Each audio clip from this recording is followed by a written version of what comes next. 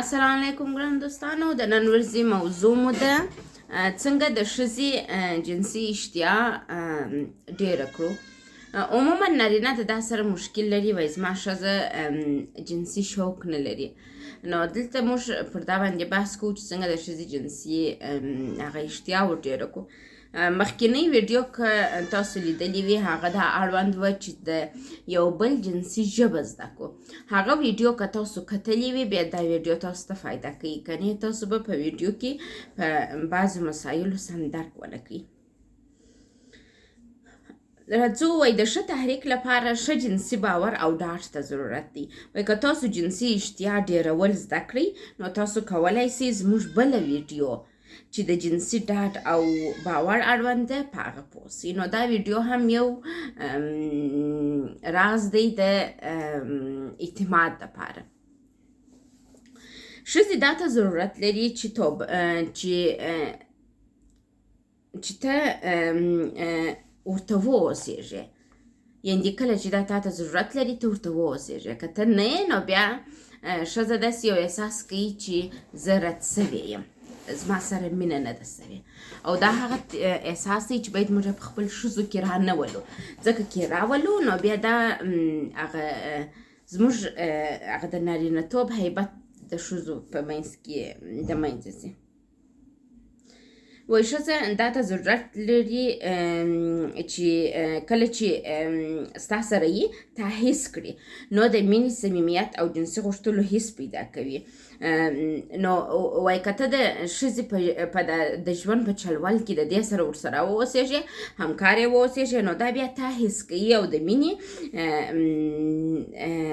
صمیمیت او جنسي رابطې غوښتلو احساس ورسره پیدا کېږي. وایي ښځې پر دا میینې کېږي چې ملګری یې تاسو د هدف ته رسېدو لپاره وخت ډیروي. د دې هدف دا دی وایي کله چې تاسو میړه او ماینه یو ځای سره کښېنئ، مثلا میړه خیال لري چې جنسي رابطه برقرار کړي. د دې لپاره چې جنسي رابطه برقرار کړي د جنسي رابطې شروع ځنډوي نو دا د ښځې پر دغه حالت باندې د میړه میینه کېږي. وایي خو ځنډ باید تر اخره پورې نه وي. وایي ځنډ باید تر هغه وخته پورې وي تر څو چې دا تحریک شدید سوی نه وي. وایي تر څو چې د ښځو شدید تحریک نه وي شروع سوی دوی د غیر مستقیم تحریک څخه خوند اخلي. غیر مستقیم تحریک موږ چې شته وایو هغې ته غوږ نیول، د هغې سره خبرې نیول، د هغې سره صمیمیت درلودل، هغه لمس کول، هغه خپل دنیا ته راوستل، دا هغه شیان دي چې ښځه ضرورت ورته لري. وایي د لمس شروع اول غیر مستقیم ځایو څخه وکړئ، لکه د غوږ دا حصه، لکه د شا لخوا غیږ نیول. میرمن چې د شا لخوا په غیږ کې ونیسي او پر غاړه یې مچ کړي دا هم یو غیر مستقیم ښه تحریک دی. د لاسونو لمس کول او بیا قرار و شدید حالت ته تلل. وایي که تاسو غواړئ د خپل میرمنې سینې لمس کړئ مخکې له دې چې تاسو د سینو و سرو ته ولاړ سئ نو تاسو کوشش وکړئ چې د غیر مستقیم توګه دا لمس شروع کړئ. وایي ښځې هغه څه غواړي چې نارینه یې اصلا نه غواړي. وایي ښځې غواړي د سیده تحریک پر ځای د هغوی سره اوږده ابدي رابطه ولري. د لمس سره هغه باید همراه واوسېږي تر څو هغه تا ته ولمس ته راسي. وایي کله چې د ښځې ښه توجه تاسو ورته وکړئ او د ښځې جنسیت ته توجه وکړئ نو بیا تاسو کولی سئ چې د هغې اشتها راپورته کړو. راځئ د اشتها اړوند یو مثال درکړو. وایي کله چې د ښځې سینه بند ایسته کوئ نو سیده لاس مه وروړئ یوه سینه بند ته یې، پر ځای یې د غاړې له مچې شروع وکړئ، مسلسل او د وخت سره دا کار وکړئ. یعنې تاسو د دا ځای څخه شروع کوئ، داسې راځئ او د بدن پای ته یې ځئ. داسې نه چې تاسو سیده د هغې تحریک پر حساسو تحریکو غړو باندې کلیک کوئ او هغه عاجل اماده کوئ. کله چې تاسو عاجل یو ښځه اماده کوئ هغه بېرته د عجلتوب د دې د وجود څخه ځي، ځکه د ښځو ذهنیت داسې نه دی جوړ چې په عجل توګه د یوې جنسي رابطې ته راسي. و یو شی په یاد ولرئ شاته تک په تکتیکي توګه شاته تک ستاسو ښځه دې ته اماده کوي چې ته هر وخت وغواړې ستا سره جنسي رابطه نیسي. مثلا ته هغه مچ کړل ځینې لیرې سولې، هغه دې لمس کړل ځینې لیرې سولې، یا چې په هماغه ګړي رابطه ونه نیول، یعنې دې ته چې رجوع وکړل ځینې لیرې سولې، رجوع دې وکړل لیرې سولې. د دې سره چې بدني روابط جوړ کړل دې ته موږ شاتګ او بیرته راتګ وایو. وایي تماس نیول بیرته ځینې لرې کېدل، دا لکه جادو تاسو د ښځې نړۍ اتل کوي. وایي ښځه آرامښت ته ضرورت لري، نارینه په دا نه دي خبر چې ښځې شدید تحریک لپاره اول آرامښت او بیا ډېر په مهارت توګه سره دوی خپل د بدن غړي تاسو ته درکوي. خو تاسو باید د ښځې په دغه ژبه پوه سئ، ځکه چې ښځه په مستقیم ډول نه تحریکېږي لکه نارینه چې تحریکېږي. وایي نارینه داسې هم وي کله له ځایه راولاړ سي او یو دم جنسي اړیکې ته اماده وي. دغه فرق دی چې ښځې نارینه نه درکوي او نارینه ښځې نه درکوي. وایي نارینه د انزال په توسط آرامښت ته رسېږي، خو ښځې د انزال تر مخه او وروسته د مینې په توسط سکون ته رسېږي. وایي کله د ښځو سره صمیمیت شوخي، داسې شوخي چې ستا هیبت د منځه ولاړ نسي او ناز ورکول د دوی په تدریجي همادګي کې ستاسو سره کومک کوي. دا ډېر مهم مسایل دي چې باید تاسو توجه ورته وکړئ، سټپ بای سټپ خپل د مېرمنو سره مخته ولاړ سئ. وایي په ډېر کرار توګه لمسونه چاپي کول او د ښځې د بدن د غیر حساس غړو سره تماس ښځو کې جنسي تحریک پیدا کوي. مثلا تاسو دا مچ کړله، د دې د غیر حساس وجود سره چې تماس ونیوئ، ځینې ولاړې دفتر ته راللې، بیا دې مچ کړل، بیا دې خبرې ورسره وکړلې، دا د دې په خیالي دنیا کې ته دې اتل کېږي. خو کله چې بیا ته ماښام د جنسي رابطې غوښتنه ځینې کوي، دا ډېر ژر درته اماده کېږي. او که چېرې تا د دې د بدن سره هېڅ روابط نه درلودل، نو بیا هغه ستا څخه دغه کېږي، مخ اړوي. او همیشه کوشش کوي چې خپل هیبت خپل پر ښځو باندې وساتي. که ستاسو هیبت د منځه ولاړ سي، نو بیا هغه ستاسو جذابیت د هغې په ژوند کې د منځه ځي. وایي مخکې له دې چې خپله ښځه انزال کړئ، نو اول ستاسو ښځې آرامښت ته ضرورت لري تر څو خپل بدن حس کړي او ځان امن احساس کړي ستاسو سره.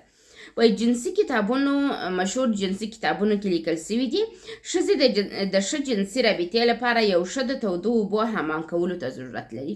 مخکې له دې نه چې جنسي رابطه ونیسي، چې تودو اوبو باندې که دوی ولمبېږي، نو دا ښځه ډېر جنسي رابطې ته اماده کېږي. وایي خو نارینه بیا داسې نه چې نارینه د تود حمام وروسته و خوب ته ضرورت لري، نه دا چې په دوی کې هغه شوق و اشتها د جنسي رابطې راپورته سي. آرامښت او د اعصابو تازه کول ښځو کې د ښه رابطې څخه منځته راځي، یعنې عاطفي رابطه هم باید ورسره وي. وایي نارینه د ګوتو په توسط په ظرافت سره د مینې بدن سره تماس مسلسل باید ولري. وایي په دا سره ښځه د لمس په خوند پوه کېږي او ښه تحریک ته یې اماده کېږي.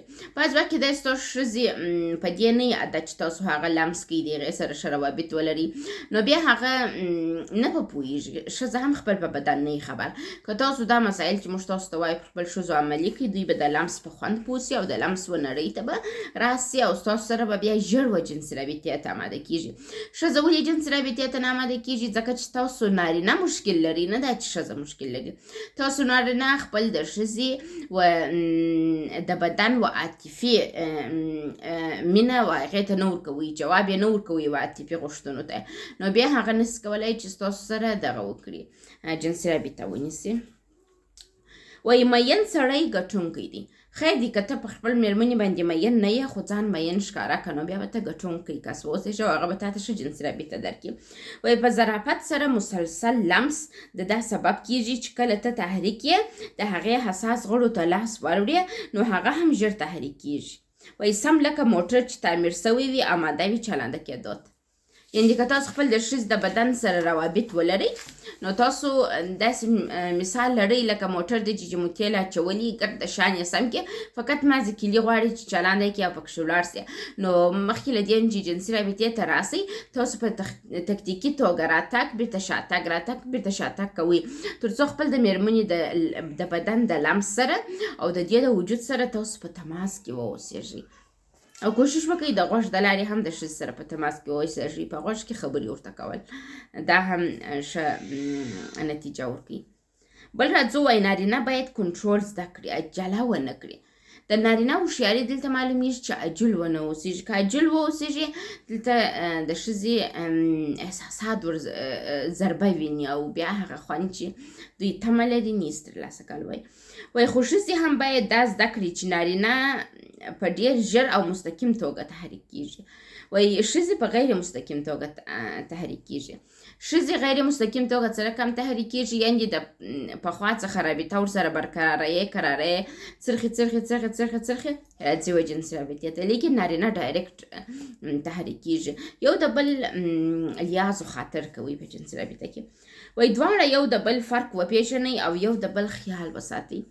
وایي که نارینه د غیر مستقیم تحریک په جادو خبر سي نو همیشه به دا کار کوي، ځکه چې که دوی غیر مستقیم روابط خپل د مېرمنې سره ولري نو بیا چې دوی هر وخت هر ځای جنسي رابطه وغواړي مېرمنې ورکوي.